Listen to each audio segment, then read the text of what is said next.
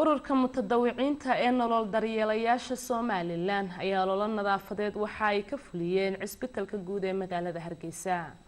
Somaliland Life Makers oo ah urur dhalinyaro ah oo si mutadawacnimo ah uga shaqeeya arrimaha bulshada ayaa shalay ka qayb galay International Valentine Day oo iyadoo ah maalinta mutadawacnimada adduunka waxaana ay ku xuseen cisbitaalka guud ee magaalada Hargeysa oo howlo nadaafadeed ay ka geysteen. Munaasabaddan ay ka soo qayb galeen mas'uuliyiinta sare ee cisbitaalka qaar ka mid ah iyo sidoo kale mas'uuliyiinta Somaliland Life Makers ee ururkan u taagan maalinta mutadawacnimada adduunka xusay. Waxaana ugu horeyn ka hadlay Dr. Ahmed Askar oo isagoo ah agaasimaha guud ee cisbitaalka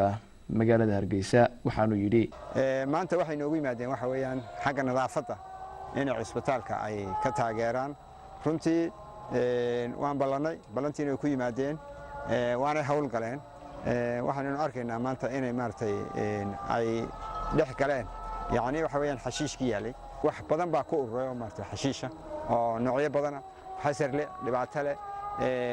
waxa jira qaar daawooyinka wixii soo haray ama gabowey la gubay inay meelo badan ka buuxaan xashiish badan way naga taageereen oo way fuliyeen waxaan rajaynaynaa in hawsha ay qabteen ay tahay hawl lagu daydo oo dhalinyarada kale ee maartay jirta ay iyaguna ku daydaan. Ugu dambeyntiina waxaa ka hadlay Haadi Waran Cadde oo isagoo xubin ka ah ururka Somaliland Life Makers waxaana hadaladiisii ka mid ahaa haddaan nahay bahda Life Makers Somaliland Life Makers saaka waxaanu olole ballaaran baan runtii sameynay oo aan ku soo qaadnay dhakhtarka weyn ee Hargeysa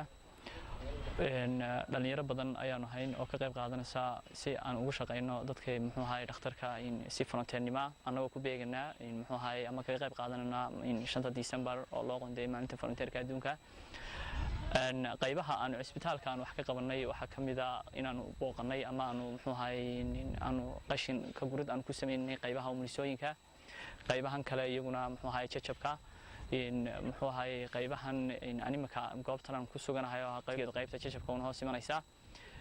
runtii aad baanu habi ugu nahay ka mutadawac ahaan annagoo ilaahay ajarka ka dalbayna inaanu muxuu ahaay ka qayb qaadano ama aanu tacaawun aanu sameeyno hadba dadka ku wada jilicsan